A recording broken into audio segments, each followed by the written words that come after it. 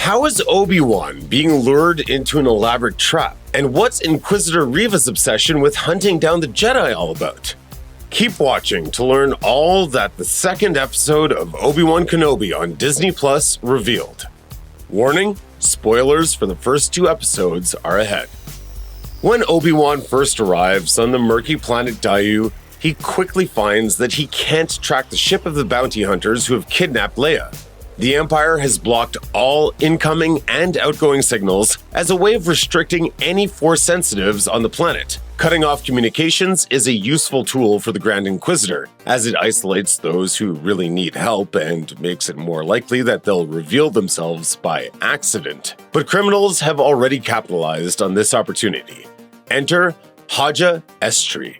Estree is a trafficker who claims to be a Jedi to help smuggle people off planet, but he just uses magnets to fake his Force powers as a way of getting the helpless to trust him.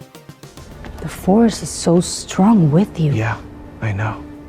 Then he charges them an exorbitant amount of credits to escape Daiyu. Obi-Wan isn't exactly impressed with Estree's money-making scheme and forces him to help uncover the location of the kidnapped Leia. It's clear that Estree is trying to make ends meet in a difficult situation, and he does seem a little remorseful when Kenobi calls him out for exploiting the innocent. Kumail Nanjiani, who plays Estree, sells it with the perfect amount of smarmy charisma. Haja's information pays off, and Obi-Wan finds Leia at a spice den. What Obi-Wan doesn't realize, however, is that this has all been an elaborate trap. Obi-Wan is doing the right thing by helping Bail Organa get his adopted daughter back. He's also putting himself in extreme danger thanks to the increased presence of the Inquisitors. Reva has carefully planned this kidnapping plot to lure Obi-Wan out of hiding, and unfortunately, it works pretty well. After Obi-Wan frees Leia, the duo quickly draws plenty of attention thanks to the young princess's feisty behavior. It doesn't help that Reva also puts a bounty on Obi-Wan so big it puts the entire planet on the lookout for the rogue Jedi.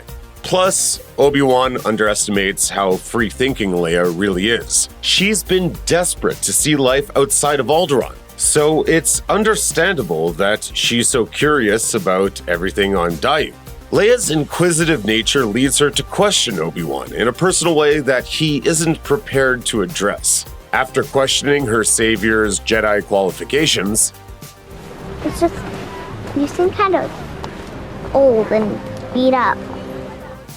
she runs off, not out of obstinance, but because she figures out the outline of the plan to catch her rescuer. Even as a young girl, Princess Leia of Alderaan is nobody's bait. The chase quickly culminates in a rooftop shootout between Obi-Wan and various gunmen, while Leia falls from a building. This pushes Obi-Wan to tap into his dormant Force powers to save the young girl.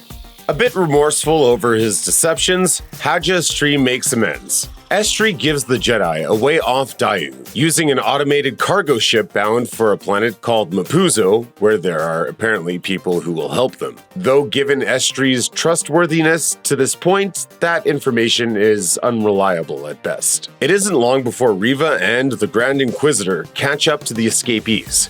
The Grand Inquisitor reprimands the third sister for not following orders and acting on impulse. In response, Reva decides to show him exactly what impulse looks like, with a lightsaber through the gut. It seems unlikely that the Grand Inquisitor is dead, as this would be a major retcon of cherished Star Wars canon.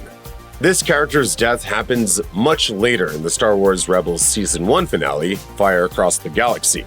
It's not impossible that Lucasfilm has decided to break canon in this way, but it seems more likely that the Inquisitor will find some way to return and pursue vengeance against Reva. It will not change what you are. And what is that? The least of us. For the moment, it's not clear why Reva's so desperate to catch Obi-Wan, but a leading theory is that she was one of the apprentices who escaped the Jedi Temple during the acute phase of Order 66. Why else show us that flashback at the beginning of the series?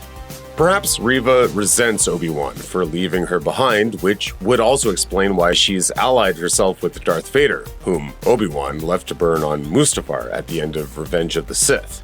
The episode only gives us a brief glimpse of Vader soaking in Bacta, but it's clear that he's got revenge on his mind.